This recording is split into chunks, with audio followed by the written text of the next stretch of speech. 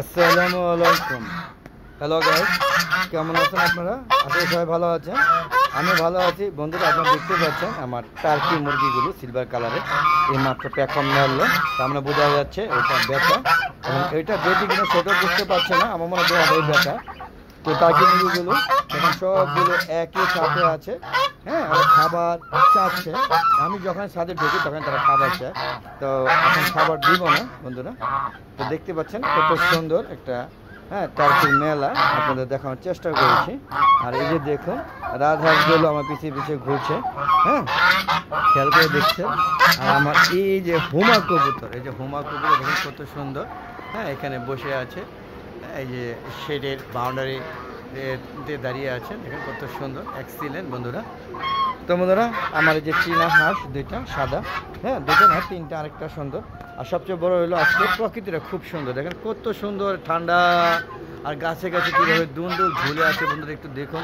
হ্যাঁ, একদম এক সিরিয়ালে দেখেন কত দুন্দুল। আপনারা ইচ্ছা করলে একটা দুন্দুল গাছ লাগিয়ে সারা বছর দুন্দুল খেতে পারেন, যেটা আমি খাচ্ছি, মানে প্রচুর দুন্দুল খাচ্ছি, অ্যাভেলেবেল। আপনারা যদি কেউ খেতে চান দুন্দুল, তাহলে অবশ্যই গাছ লাগিয়ে খান ছাদে। আর ছাদে এইভাবে গাছ লাগাবেন, দেখেন কত সুন্দর একটা আম গাছ, দেখেন কত সুন্দর, দেখতেই ভালো লাগে বন্ধুরা। আর এই যে দেখুন গাছে কি সুন্দর কাঁচা মরিচ হয়ে আছে। হ্যাঁ, যদিও এখান থেকে কাঁচা মরিচ নিয়ে খাওয়া হয়ে গিয়েছে অনেক, দেখেন গাছ ভরা কাঁচা মরিচ, এই যে মাশাআল্লাহ বেশ ভালো। তো বন্ধুরা, আপনারা গাছ লাগাবেন আশা করি।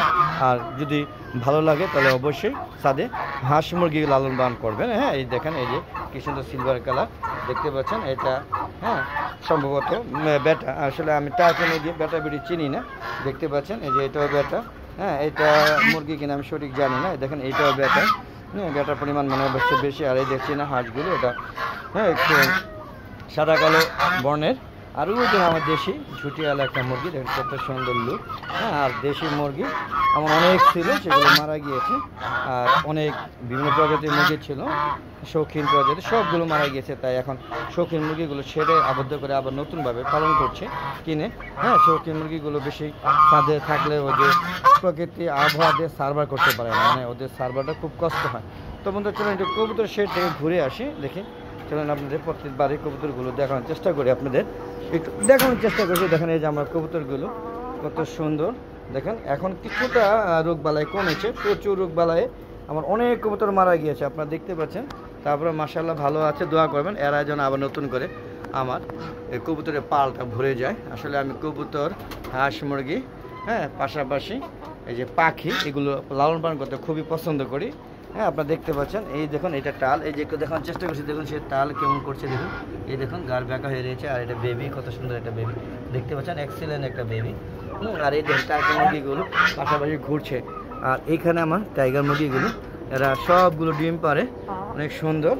হ্যাঁ, এদের বয়স কিন্তু প্রায় 1 বছর প্লাস হয়ে গিয়েছে। এই দেখুন ডিম, হ্যাঁ ডিম পারছে, এই যে ডিম এমনি পড়ে রয়েছে। তো প্রচুর ডিম পারে ইনশাআল্লাহ। যারা আপনারা ইচ্ছা করে টাইগার মুরগি পালতে পারেন বন্ধুরা, আমিও টাইগার মুরগি লালন পালন করি, আপনারা বুঝতেই পারছেন। ওই দেখেন পানি নাই খাবারে, ওদের পানি দিতে হবে এখনই, নাহলে ওরা খুব কষ্ট পাচ্ছে, খাবারও নাই, একটু খাবারও দিতে হবে। তো বন্ধুরা দেখতে পাচ্ছেন আমি বেরিয়ে গেলাম কিন্তু কবুতর থেকে। আর যে আমার টার্কি মুরগি পিছিয়ে পিছিয়ে ঘুরছে, আপনারা বুঝতেই পারছেন বন্ধুরা। আমার এই মোবাইলে ডিসপ্লেটা চেঞ্জ করার পর থেকে আমার 3 মিনিট 2 মিনিট পরেই আমার ভয়েসটা চলে যাওয়ার পর আমার ভয়েস অ্যাড করতে হয়। যদি আপনারা মনে করেন ভয়েস একটু সমস্যা, সেটা ক্ষমা সুন্দর দৃষ্টিতে দেখবেন। আর ভালো লাগলে অবশ্যই অনেকে জানাবেন। দেখেন কত সুন্দর প্যাকম মেলে ঘুরছে, দেখেন কত সুন্দর, খেয়াল করে দেখেছেন, দেখেন কত সুন্দর প্যাকম মেলে ঘুরছে। এই দেখেন, তার মানে আমার মনে হচ্ছে দোনাটাই ব্যাটা, দেখেন দোনাটাই ব্যাটা, এইভাবে আমি নিচ্ছি, দেখেন এই দেখেন এই দেখেন এই দেখেন কত সুন্দর প্যাকম মেলে ঘুরছে। হ্যাঁ, আমি সিলভার কালারে মনে করেছিলাম যে মানে দোনাটা বেটি, কিন্তু আসলে আমার ভুল ধারণা, দোনাটাই ব্যাটা। আর এই যে এখানে কয়টা মোরগ মুরগি বুঝি না, এটা অ্যাডাল্ট হয়ে গিয়েছে, তাই প্যাকম মেলছে বন্ধুরা। বন্ধুরা কেমন লাগলো অবশ্যই অনেকে জানাবেন বন্ধুরা।